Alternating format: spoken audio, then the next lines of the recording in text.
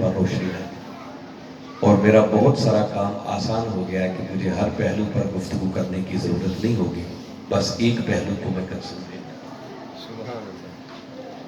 یہ اتفاق ہے کہ آج سانگلہ ہل کی سرزمین پر ہمارا ورکر کنونشن 23 دسمبر کو ہو رہا، اور منہاج القرآن کی تاریخ میں یہ ایک بڑا اہم دن ہے۔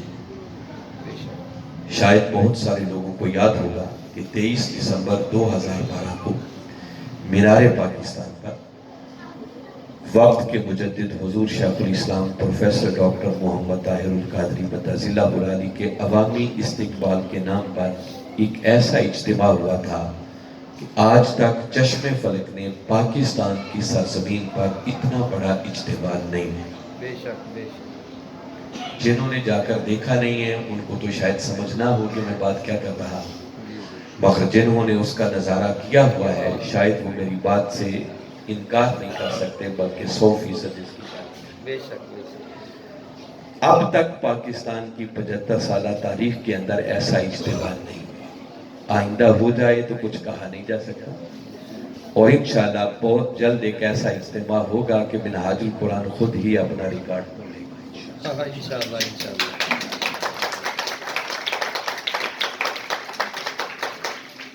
میں صرف اس حوالے سے اتنی بات کہنا چاہ رہا ہوں جو ہمارے میاں ریحان صاحب نے اور محترم رانا وحید شہزاد صاحب اور انصر صاحب نے کی ہے، کہ 23 دسمبر کو حضور شیخ الاسلام نے جو فکر دی، انشاءاللہ یہ یاد رکھیں کہ انقلاب آنا ہے اور وہ ڈاکٹر طاہر القادری کی قیادت میں آنا ہے۔ دنیا کی کوئی طاقت اس انقلاب کو روک نہیں سکتی۔ اس موضوع پر میں بڑی تفصیل سے بات نہیں کرنے والا، بس جو میں جملہ کہنا چاہ رہا ہوں وہ صرف اتنا کہہ رہا ہوں کہ اس پاکستان کی دھرتی پر بہت سارے لوگ ننگے ہو چکے ہیں اور رہتے ننگے ہونے والے ہیں۔ اس کے بعد ایک ہی ہستی ہے جو امید کی کرن ہے اس قوم کی، اور اس ہستی کا نام ہے ڈاکٹر محمد طاہر القادری، اور لوگ چراغ لے کر کریا کریا تلاش کریں گے کہ ڈاکٹر طاہر القادری کا، اور انشاءاللہ میرے مولا نے چاہا اس مرتبہ جب حضور شیخ الاسلام تشریف لائیں گے تو پاکستان کا نقشہ کچھ اور۔ آج کی اس نشست میں گفتگو کے عنوان کے طور پر جو میں نے ایک آیت کریمہ تلاوت کرنے کا شرف حاصل کیا ہے، یہ سورہ انعام ہے، قرآن پاک کی 6ٹھی سورت ہے، اور اس کی آیت کا نمبر ہے 122۔ اس آیت کریمہ میں اللہ رب العزت نے بنیادی طور پر دو بندوں کا کمپیریزن کیا ہے، موازنہ۔ یہ خواتین کی طرف اگر ہماری ویمن لیگ کی باجیاں جو ذمہ داران ہیں ان سے میری گزارش ہے کہ باجیوں کو بھی ذرا خاموش رکھیں۔ آپ وقت نکال کر آئی ہیں تو بڑی خاموشی کے ساتھ دھیان سے میری باتوں کو سننا ہے۔ انشاءاللہ میں امید کرتا ہوں کہ آپ کا وقت ضائع نہیں کروں گا، آپ کچھ دے کے نہیں جائیں گے بلکہ کچھ لے کے جائیں گے، بس آپ کی توجہ چاہیے۔ تو میں بتا رہا ہوں کہ مرکزی مضمون اس آیت کریمہ کا یہ ہے کہ دو بندوں کا باری تعالیٰ نے ذکر کیا ہے، اور ان کا موازنہ کر کے پھر ہم سے پوچھا ہے کہ بھلا بتاؤ کہ ایسے دو بندے کبھی آپس میں برابر ہو سکتے ہیں؟ جواب اس کا یقیناً یہی ہے کہ یہ کبھی بھی برابر نہیں۔ میں پورا ترجمہ آیت کریمہ کا عرض کر دیتا ہوں تاکہ یہ پہلے مضمون سمجھ میں آ جائے، اور پھر اس آیت کریمہ کے پہلے حصے سے ہم اپنی تربیت کا کچھ سامان حاصل کریں۔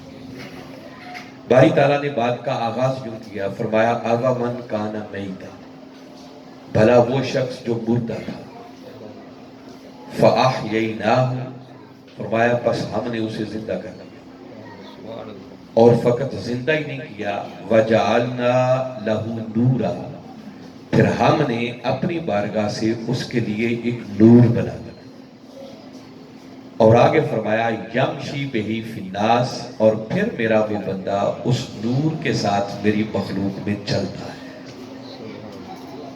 یہاں تک ایک بندے کا ذکر ہے، فرمایا مردہ تھا، ہمارا کرم ہوا ہم نے اسے زندہ کر دیا، اور زندہ ہی نہیں کیا پھر اپنی بارگاہ سے اسے ایک نور بھی عطا کیا، اور پھر میرے عطا کردہ نور کے ساتھ وہ بندہ میری مخلوق میں چلتا ہے۔ اتنا کرم جس پر ہوا اس کا ذکر کر کے فرمایا کمم مثلہ، بھلا سوچو کیا یہ اس کی مانند ہو سکتا ہے؟ فی الظلمات، جو ہر وقت ظلمات میں، تاریکیوں میں، اندھیریوں میں گرا ہوا ہے، لیسا بخارج منہا، اور اس کے ان تاریکیوں سے باہر آنے کے بھی کوئی امکانات۔ اب یہ دو بندوں کا ذکر ہو گیا، ایک وہ جس کے لیے فرمایا وہ مردہ تھا، ہم نے اسے زندہ کیا، پھر اس کو نور عطا کیا، پھر وہ نور کے ساتھ چل رہا ہے، نور کے ساتھ اپنی زندگی بسر کر رہا ہے۔ اور دوسرا وہ جو ظلمات اور تاریکیوں میں گھرا ہوا ہے اور اس کے وہاں سے باہر نکلنے کے بھی کوئی چانسز اور امکانات نہیں۔ دونوں کا ذکر کر کے باری تعالیٰ پوچھ رہے ہیں کہ بھلا سوچو ایسے دو بندے کبھی آپس میں برابر ہو سکتے ہیں؟ نہیں۔ تو جواب ہے کہ کبھی بھی برابر نہیں۔ یہ ہے اس آیت کریمہ کا مرکزی موضوع۔ مگر اس آیت کریمہ کے پہلے حصے پر اگر ہم غور کریں نا تو اس میں ہماری تربیت کا بڑا سامان موجود ہے۔ قبلہ حضور نے ایک موقع پر اسی آیت کریمہ کو عنوان گفتگو کے طور پر لے کے بڑے ایمان افروز کچھ نکات بیان کیے، انہی سے اقتباس کرتے ہوئے چند چیزیں میں آپ کی خدمت میں عرض کرتا ہوں۔ اس کے پہلے حصے پر غور کریں تو باری تعالیٰ نے بات کیوں شروع کی، فرمایا اَوَ مَنْ كَانَ مَيْتًا، بھلا وہ شخص جو مردہ تھا۔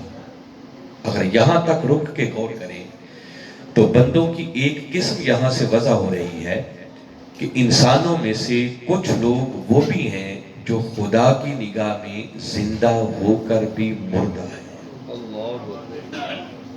یہاں جس کو مردہ کہا جا رہا ہے نا، یاد رکھیں اس مردہ سے مراد وہ نہیں ہے کہ جو اس دنیا میں آیا پھر اس نے کوئی 30 40 50 سال زندگی بسر کی، پھر اس کی روح پرواز کر گئی، جان نکل گئی، ہم نے اٹھا کر قبر میں ڈال دیا۔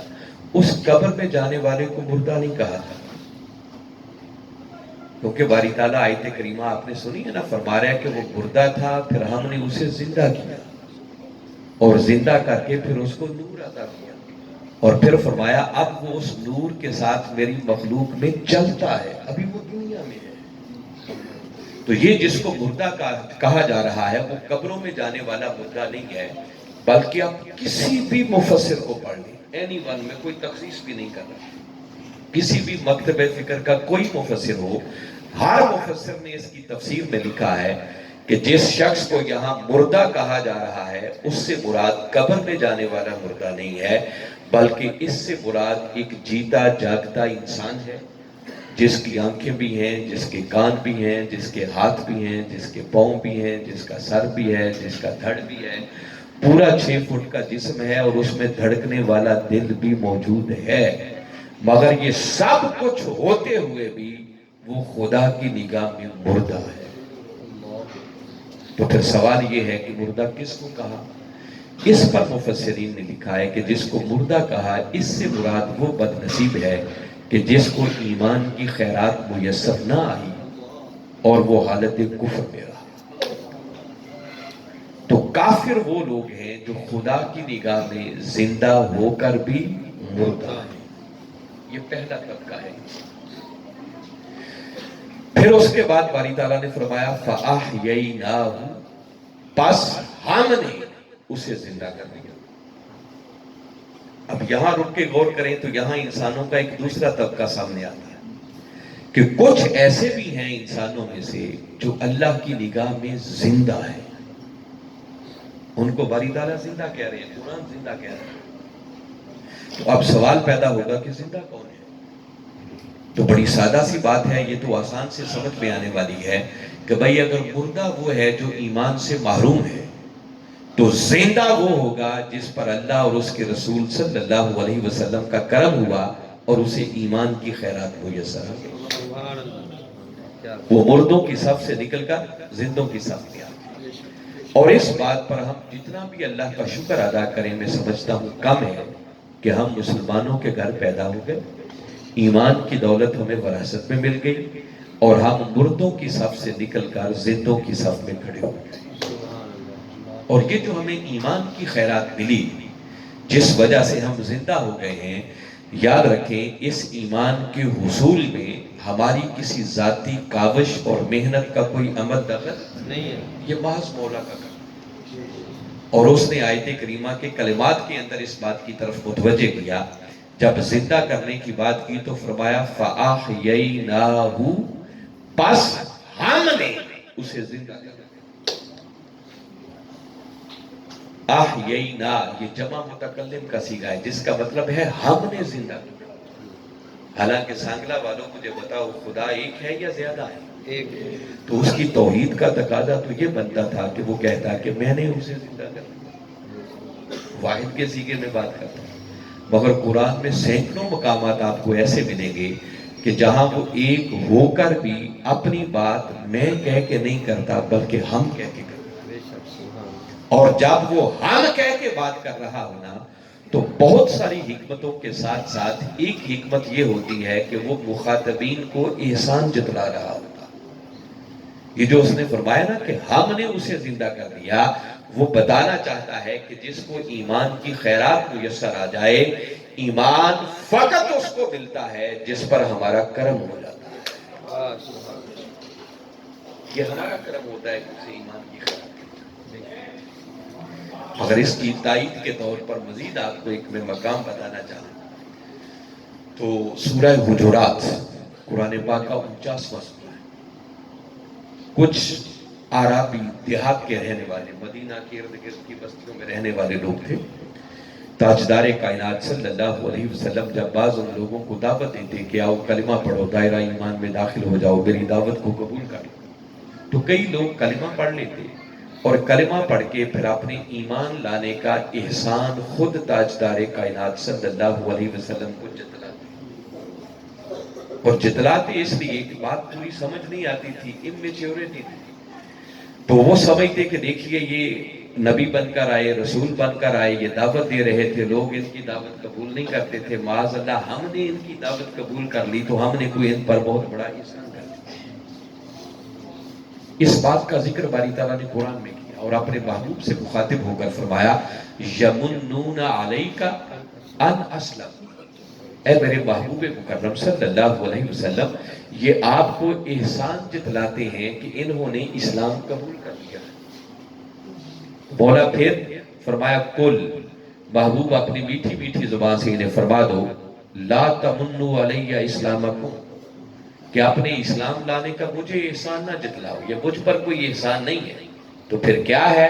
فرمایا بل اللہ یمن علیکم ان ہداکم للایمان، فرمایا یہ تمہارا مجھ پر احسان نہیں بلکہ اللہ کا تم پر احسان ہے کہ اس نے تمہیں ایمان کی خیرات عطا کی۔ جس کو ایمان کی دولت مل جائے یہ اس پر اللہ کا کرم ہوتا ہے، اور جس کو ایمان کی خیرات مل گئی قرآن بتا رہا ہے کہ وہ مردوں کی صف سے نکل کر زندوں کی صف پہ کھڑا ہو جاتا ہے۔ یہ دوسرا طبقہ ہے۔ اس کے بعد تیسرے نمبر پر باری تعالیٰ نے آگے فرمایا وَجَعَلْنَا لَهُ نُورًا، پھر ہم نے اس کے لیے ایک نور بنا دیا، جس سے پتہ یہ چلتا ہے کہ انسانوں کا ایک طبقہ وہ بھی ہے جو صرف صاحبان ایمان ہی نہیں ہے بلکہ وہ صاحبان نور ہوتے ہیں۔ کون ہوتے ہیں صاحبان نور؟ اللہ ان کو پھر نور بھی عطا کرتا ہے۔ کلمہ پڑھ کے زندہ تو ہو گئے مگر سارے زندہ کبھی آپس میں برابر نہیں، زندوں میں بھی فرق ہے، اور یہ جو ایمان کی وجہ سے زندہ ہوئے، میں نے کہا کہ یہ بھی سارے برابر نہیں ہیں، یہ سمجھانے کے لیے میں ظاہری زندگی کی آپ کو مثال دوں۔ ہم زندہ کسے کہتے ہیں؟ جس کی نبض چل رہی ہے، جس کا دل دھڑک رہا ہے، اس کو ہم زندہ کہتے ہیں۔ آپ دیکھیے ان زندوں میں سے کچھ وہ بھی ہوتے ہیں جو بیمار ہو جاتے ہیں، کوئی فالج کا مریض ہو گیا، کینسر کی مرض میں مبتلا ہو گیا، آپ ہاسپٹل میں بستر برق پر پڑا ہوا ہے، نہ اٹھ سکتا ہے، نہ بیٹھ سکتا ہے، نہ چل سکتا ہے، نہ پھر سکتا ہے، نہ کھا سکتا ہے، نہ پی سکتا ہے، نہ رفع حاجت کے لیے جا سکتا ہے، مگر چونکہ اس کی نبض چل رہی ہے تو ہم اس کو مردہ نہیں کہہ سکتے، وہ ہے زندہ، مگر ایسا زندہ ہے کہ زندہ ہو کر بھی کئیوں پر بوجھ بنا ہوا ہے، مگر ہے زندہ، اس کو مردہ نہیں آپ کہہ سکتے۔ پھر ایک زندہ وہ ہے جو تندرست ہوتا ہے، اللہ نے اس کو صلاحیتیں دی ہیں، اس نے اپنا بوجھ خود اٹھا رکھا، وہ بھی زندہ ہے۔ اور ایک زندہ ایسا بھی ہوتا ہے کہ جس پر اللہ کا ایسا کرم ہوتا ہے کہ وہ صرف اپنا بوجھ ہی نہیں اٹھاتا، وہ تنہا ہو کر سینکڑوں اور ہزاروں کا بوجھ اکیلا ہی اٹھاتا۔ اللہ اکبر، اللہ اکبر۔ ایسے ہوتے ہیں یا نہیں؟ بے شک۔ ہیں سارے زندہ، مگر برابر فرق ہے زمین آسمان کا۔ اسی طرح جس کو ایمان کی خیرات مل گئی وہ زندہ تو ہو گیا، مگر سارے کلمہ پڑھنے والے اور ایمان کی خیرات پانے والے برابر نہیں۔ کئی مومن کلمہ پڑھنے والے صاحبان ایمان ایسے بھی ہیں کہ جو مسلمانوں کے گھر پیدا ہو گئے، ایمان کی دولت انہیں وراثت میں مل گئی، مردوں سے نکل کر زندوں میں شامل ہو گئے، مگر اس کے بعد ان بیچاروں کو ڈھنگ سے کلمہ بھی پڑھنا کوئی نہیں ہے۔ ان کو نہیں خبر کہ حلال کیا ہے، حرام کیا ہے، نہیں پتا نیکی کیا ہے، بدی کیا ہے، اچھائی کیا ہے، برائی کیا ہے، فرائض کیا ہے، واجبات کیا ہے، اوامر کیا ہے، نواہی کیا ہے، وہ مولا راضی کس بات سے ہوتا ہے، ناراض کس بات سے۔ اللہ اللہ۔ ایسے ایسے کلمہ پڑھنے والے بھی ہیں۔ بد نصیبی کی بات ہے کہ جو جتنی اللہ کی نافرمانی کرتے ہیں وہ اتنا ہی اکڑ کے چلتے ہیں۔ ضمیر اتنا مردہ ہو جاتا ہے کہ ضمیر ان کو جھنجھوڑتا بھی نہیں۔ زانی ہے، شرابی ہے، کبابی ہے، بندہ قتل کرنا ان کے لیے کام نہیں، اور یہ سارے کام کر کے بھی ان کو شرم نہیں آتی، بلکہ وہ اتنا ہی سینہ اکڑ کے چلتے ہیں۔ ایسے ہیں لوگ یا نہیں؟ بے شک۔ چونکہ کلمہ پڑا ہوا ہے، ہم ان کو کافر نہیں کہہ سکتے، ان کو مردہ نہیں کہہ سکتے، ہیں زندہ صاحبان ایمان، مگر ایسے صاحبان ایمان ہیں کہ مومن ہو کر بھی سینکڑوں اور ہزاروں کی گمراہی کا سبب بن جاتے ہیں۔ جو ان کی صحبت میں بیٹھے گا، جو ان کی مجلس میں بیٹھے گا، وہ اس کی گمراہی کا بھی سبب بن جاتا ہے، مگر ان کو کافر نہیں کہا جا سکتا، ہے مومن۔ پھر ایک وہ کلمہ پڑھنے والا ہے جس پر اللہ اور اس کے رسول کا کرم ہوا، اور باری تعالیٰ نے اسے اپنے دین کی سمجھ عطا کر، اس پر یہ کرم ہوا کہ اس کو سمجھ آ گئی حلال کیا ہے، حرام کیا ہے، نیکی کیا ہے، بدی کیا ہے، اوامر کیا ہے، نواہی کیا ہے، کیا کریں تو اللہ راضی ہوتا ہے، کیا کریں تو وہ ناراض ہو جاتا ہے۔ اب وہ دین کے مطابق زندگی بسر کرتا ہے، پھر اس بندے کو ایک زندہ ضمیر ملتا ہے۔ جب بھی اللہ اور اس کے رسول کی نافرمانی کے خلاف اس کا قدم اٹھنے لگتا ہے نا، تو اندر بیٹھا ہوا مفتی اسے جھنجھوڑتا ہے کہ خبردار، ادھر قدم نہیں اٹھانا، ادھر اللہ اور اس کے رسول کی نافرمانی۔ اب یہ اور پہلا شخص برابر۔ اب یہ سنیں جو باری تعالیٰ نے کہا نا وَجَعَلْنَا لَهُ نُورًا، پھر ہم نے اس کے لیے ایک نور بنا دیا، اس کو ہم نور عطا کرتے ہیں، صاحبان نور۔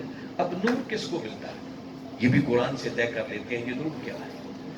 سورہ زمر میں باری تعالیٰ نے ایک مقام پر فرمایا آفامن شرح اللہ صدرہ للاسلام، فرمایا اللہ جس شخص کا سینہ اسلام کے لیے کھول دیتا ہے، آگے فرمایا فَهُوَ عَلَى نُورٍ مِّن رَبِّهِ، تو وہ خوش نصیب اپنے رب کی طرف سے ایک نور پر فائز ہو جاتا ہے۔ سبحان اللہ۔ تو بالکل 2 جمع 2 4 کی طرح آپ کو قرآن سمجھا رہا ہے۔ باری تعالیٰ فرما رہے ہیں کہ جس کا سینہ اللہ اسلام کے لیے کھول، کیا مطلب؟ اسے اپنے دین کی سمجھ عطا کر، اسے اپنے دین کا فہم عطا کر، اس کو اپنے دین پر عمل کرنے کی توفیق عطا کر۔ صحیح بخاری شریف میں میرے آقا صلی اللہ علیہ وسلم نے فرمایا مَن یُرِدِ اللَّهُ بِهِ خَیْرًا یُفَقِّهُ فِی الدِّین، فرمایا اللہ جس شخص کے ساتھ بھلائی کا، خیر کا ارادہ کرتا ہے، اس پر پہلا کرم یہ کرتا ہے کہ اسے اپنے دین کی سمجھ عطا کرتا ہے۔ سبحان اللہ، کیا بات۔ اور ادھر قرآن کہہ رہا ہے کہ اللہ جس شخص کا سینہ اپنے اسلام کے لیے کھول دے، اس کو دین کی سمجھ عطا کر دے، دین کا فہم عطا کر دے، تو فرمایا یہ دین کی سمجھ کا مل جانا فَهُوَ عَلَى نُورٍ مِّن رَبِّهِ، یہ رب کی طرف سے نور پر فائز ہو جاتا ہے۔ تو جس کو جتنی دین کی سمجھ آئے گی سمجھو اس کا نور بھی اتنا ہی زیادہ۔ اس لیے بدقسمتی یہ ہے کہ وہ جو نور ہے نا زندگی گزارنے کے لیے اللہ کی بارگاہ سے ملتا ہے، وہ ملتا ہے دین کی سمجھ سے، اور ہم نے دین کی سمجھ کے دروازے اپنے اوپر بند کر رکھے۔ ہم کہتے ہیں دین سمجھے مولوی، دین سمجھے مسجد کا امام، مسجد کا خطیب، ہمارا کیا کام ہے دین؟ حالانکہ ہر شخص کو اللہ کی بارگاہ میں جواب دی ہوگا، اور جب یہ سمجھ آتی ہے سینہ کھلتا ہے اور پھر بندے کو نور ملتا ہے۔ اور باری تعالیٰ اپنے محبوب کی زبان اقدس سے ہمیں پیغام بھجوا رہے ہیں کہ سنو، جس کے ساتھ میں خیر کا ارادہ کرتا ہوں نا، اس پر پہلا کرم ہی یہ کرتا ہوں کہ اسے اپنے دین کی سمجھ عطا کرتا ہوں۔ اور ہم ذرا اپنے حالات کا جائزہ لیں، ہم دین سمجھنے کے لیے، پڑھنے کے لیے اگر اللہ نے 4-5 بیٹے دیے ہیں نا، تو اس کو بیچتے ہیں جو کند ذہن ہے، جو اپاہج ہے، جو نابینا ہے، جس کی ٹانگیں کام نہیں کرتی، چل نہیں سکتا، کہتے ہیں اس کو دین پڑھنے پہ لگا۔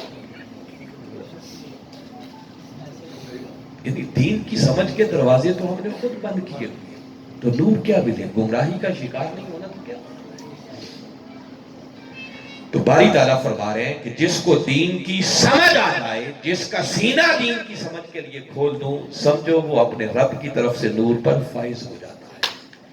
اب یہ نور بھی ہر کسی کو ایک جیسا نہیں ملتا۔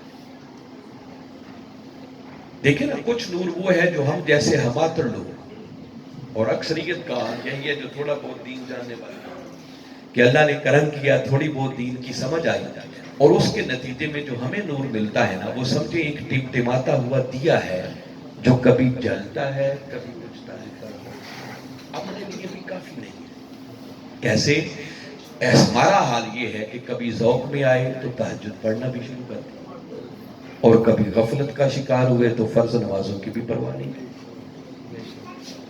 کبھی ذوق میں آئے، کرم ہوا تو سارا مال غریبوں پر خرچ کر دیا، اور کبھی بدبختی مسلط ہوئی، غفلت کا شکار ہوا تو دیدہ دانستہ طور پر لوگوں کا حق مارنا شروع کر دیا۔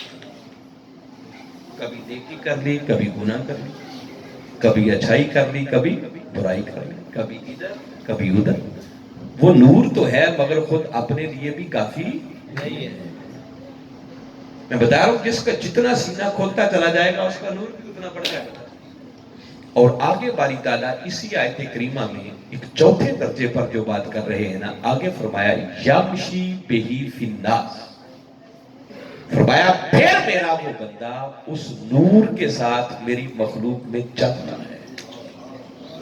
جہاں سے ایک چوتھا طبقہ ہمارے وجود میں آ رہا ہے۔ دیکھیے غور سے سنیں، ایک طبقہ وہ تھا جسے قرآن مردہ کہتا ہے، ایک طبقہ وہ ہے جسے قرآن نے زندہ کہا، ایک طبقہ وہ ہے جن کو صاحبان نور کہا۔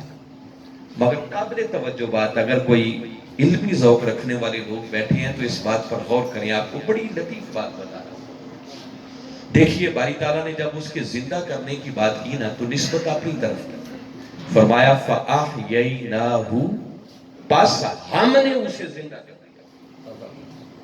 جب اس کو نور دینے کی بات کی تو پھر نسبت اپنی طرف رکھی، فرمایا وَجَعَلْنَا لَهُ نورا، ہم نے اس کو اپنی بارگاہ سے ایک نور عطا کر دیا۔ ہم کہہ کے اپنی طرف نسبت کی، مگر جب چوتھے سٹیپ پہ پہنچے تو اب باری تعالیٰ نے انداز بدل دیا، اب کہا یمشی بہی فی الناس، اب میرا وہ بندہ خود اس نور کے ساتھ میری مخلوق میں چلتا ہے۔ حالانکہ طریقہ آ رہا تھا، وہ تو یہ ہونا چاہیے تھا کہ باری تعالیٰ آگے فرماتے کہ پھر ہم اسے اس نور کے ساتھ مخلوق میں چلاتے ہیں۔ دیکھو نا بھئی، اگر چلتا ہے تو وہ چلتا بھی تو اللہ ہی کے چلانے سے ہے، بے شک۔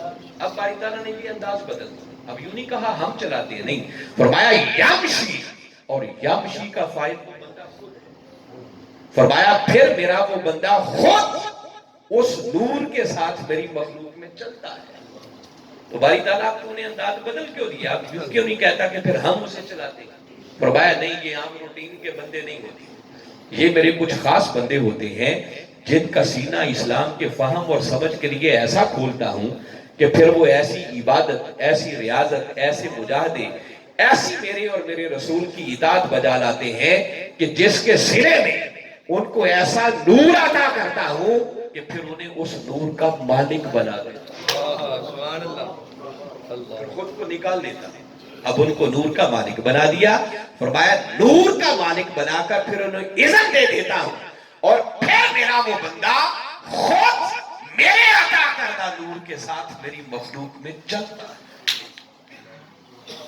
مولا وہ چلتا کیوں ہے؟ لوگوں کو دکھاتا کرتا ہے کہ دیکھو مجھے نور مل گیا، ہر کسی کو دکھائے؟ نہیں، یہ نور والے لوگ دکھاوے کا کام نہیں کرتے، تو پھر وہ نور لے کے چلتا کیوں ہے؟ فرمایا وہ چلتا اس لیے ہے کہ وہ میری مخلوق میں پھر گھومتا ہے، پھرتا ہے، دیکھتا ہے اور جانچتا پرکھتا ہے۔ اگر کوئی اس نور کے لینے کا اہل مل جائے تو توجہ کر کے اس کے من کے خالی برتن کو بھی نور سے بھر دے۔ سبحان اللہ، سبحان اللہ۔ 4 طبقے میں نے آپ کو بتائے، کچھ مردہ ہے، کچھ زندہ ہے، کچھ نور والے ہیں اور کچھ نور بانٹنے والے ہیں۔ سبحان اللہ۔ کتنی قسمیں ہو گئی؟ 4۔ 4۔ اب ہم بیٹھے ہوئے لوگ اپنا اپنا حساب خود کر سکتے ہیں، اپنا تجزیہ خود کر سکتے ہیں کہ ہمارا شمار کس طبقے میں ہے۔ میں نے تو صرف قرآن کے 4 طبقات بتا دیے، مگر آج چونکہ آپ منہاج القرآن کے لوگ آئے بیٹھے ہیں ساتھ، آپ لوگوں کو ایک خوشخبری سنانا چاہتا ہوں۔ سبحان اس اللہ۔ آیت کریمہ کی تناظر اس وقت جس تحریک کے ساتھ اور جس قیادت کے ساتھ ہم جڑے ہوئے ہیں نا، میں علی وجہ البصیرت پورے ایمان اور یقین کے ساتھ یہ بات کہہ رہا ہوں، میری بات کو توجہ سے سنیں اور پھر اس کو تولیں۔ میں جوش خطابت میں نہیں کہہ رہا، میں بہوش و حواس یہ جملہ کہنے لگا اور آپ کی پوری توجہ چاہ رہا ہوں اور آپ کو مبارکباد دیتا ہوں کہ اللہ نے اس صدی کے اندر جس ہستی کے ساتھ ہمیں جوڑ رکھا ہے نا، خدا کی قسم اس وقت روئے زمین پر نہ کوئی ان سے بڑھ کر نور والا ہے اور نہ کوئی نور بانٹنے والا ہے۔ سبحان اللہ۔ اللہ نے ایسی ہستی کے ساتھ، کیا خیال ہے؟ یہ بات میں نے درست کی ہے؟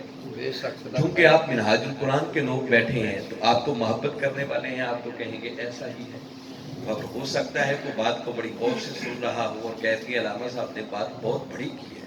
میں نے کہا ہے اس وقت روئے زمین پر، میں نے یہ نہیں کہا کہ صرف سانگلہ ہل کے اندر یا صرف پنجاب کے اندر یا صرف پاکستان کے اندر، میں کیا کہہ رہا ہوں؟ روئے اس زمین۔ وقت روئے زمین پر اس ہستی سے بڑھ کر کوئی نور والا ہے ہی نہیں۔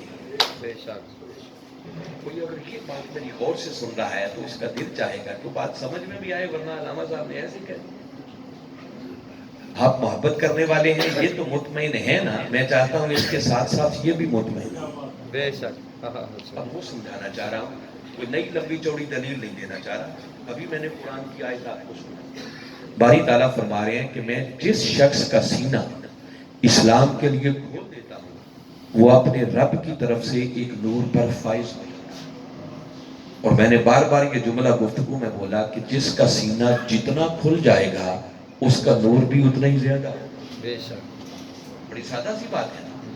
اب ذرا غور کیجئے، جو میں نے دعویٰ کیا ہے نا اس پر آپ کو دلیل دے رہا ہوں، بات سمجھانا چاہ رہا ہوں تاکہ ہر کسی کے ذہن میں یہ بات بیٹھے۔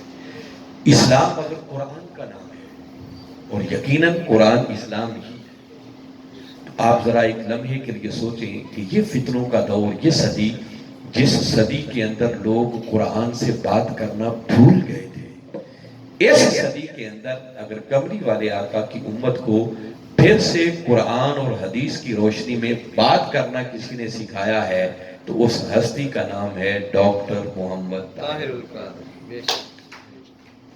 میں صرف 2-3 باتیں آپ کو بتاؤں گا، آپ اب کلیپنگ بھی نہیں کریں، میں چاہتا ہوں پوری یکسوئی کے ساتھ بڑی دھیان اور توجہ سے بات سمجھنے والی اور سننے والی، تاکہ یہ بات سمجھ آئے، بالکل یکسوئی کے ساتھ میری بات سنیں۔ یہ بڑے بزرگ لوگ تو زیادہ میری بات کو اپریشیٹ کریں گے، جوانوں کو شاید اندازہ نہ ہو کہ ایک نعمت ملی ہوئی ہونا تو پھر اس کی قدر نہیں ہوتی۔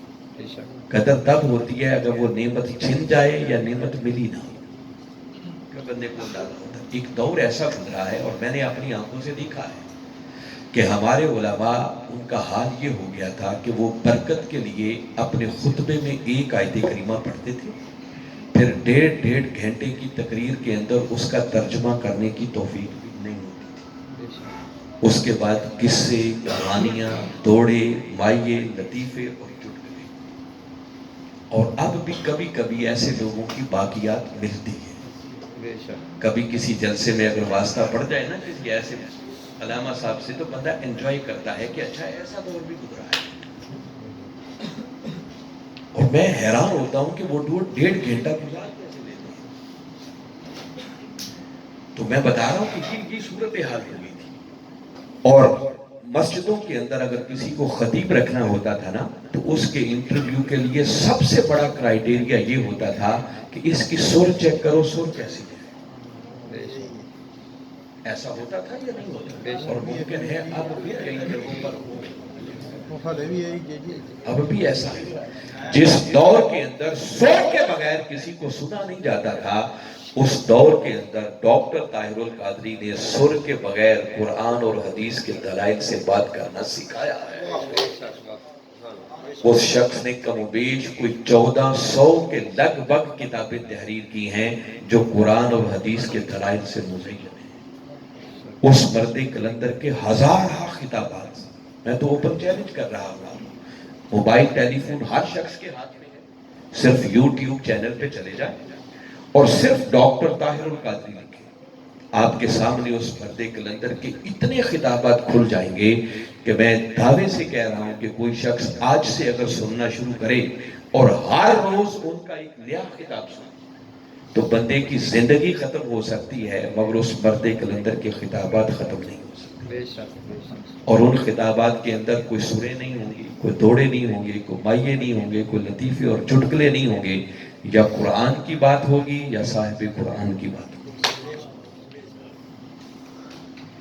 پھر حاضرین مکرم, اس سے اگلی بات میں پھر کہہ رہا ہوں, میں کلیپنگ سے گریز کروں, آپ توجہ سے میری بات کو سنیں, بڑی غور سے انہماک سے سنیں میں کیا کہہ رہا ہوں. پھر میں اگلی بات بتا رہا ہوں کہ اس مرد کلندر نے اس صدی کے اندر قرآن پاک کا ایک عظیم ترجمہ جسے عرفان القرآن کہتے ہیں, اتنا سلیس, اتنا بامحاورہ, اتنا آسان اور جدید دور کے تقاضوں کو پورا کرنے والا, تفسیری شان کا حامل, یعنی ایسا ترجمہ کہ خالی ترجمہ پڑھیں تو آپ کو کئی تفسیروں سے بے نیاز ہے. یعنی وہ باتیں جو بندے کو کئی تفسیریں پڑھ کے ملتی ہیں نا, وہ حضور شیخ الاسلام نے اپنے ترجمے کے اندر دی. مجھے بتائیں قرآن پاک کا ترجمہ کوئی ایسا شخص کر سکتا ہے جس کا سینہ قرآن کے لیے کھلا ہو؟ جی. اور میں پھر اگلی بات کر رہا ہوں, یہ میری بات بھی ہر شخص اپریشیٹ نہیں کر سکتا. جس بیچارے نے کبھی قرآن کھول کے پڑھا ہی نہیں, کبھی 2-4 ترجمے رکھ کے کبھی کمپیریٹیو سٹڈی کی نہیں ہے, تو وہ میری بات کو اپریشیٹ کیا. ترجمے بڑے بڑے ہیں. میں پھر کہہ رہا ہوں کہ ترجمہ قرآن کا جو شخص بھی کرتا ہے وہ وہی کرتا ہے جس پر اللہ اور اس کے رسول کا کرم ہوتا ہے. یہ ہر لتھو پتھو کے بس کی بات نہیں ہے, یہ کرم ہوتا ہے, سینہ کھلتا ہے تو تبھی کوئی اتنا بڑا کام سر انجام دیتا ہے. جس نے جو ترجمہ بھی قرآن پاک کا کیا